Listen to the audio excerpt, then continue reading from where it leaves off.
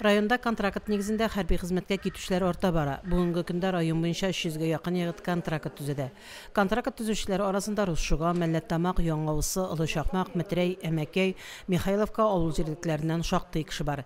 Егетләр еңелек медицина тикшерү узалар. Моның өчен аларга үзәк поликлиникада бөтен мөмкинлекләр тудырылган.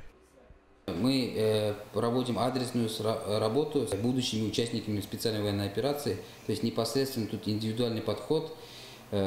Стараемся провести весь объем медицинских обследований и консультаций смежных специалистов и врачей общей практики, и узких специалистов в рамках одного дня. И, конечно же, так скажем, это проходит максимально короткие сроки.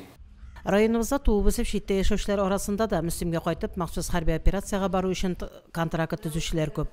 Хәрби хезмәткә китәргә теләк белдергән һәр егеткә кирәкле ярдәм күрсәтелә.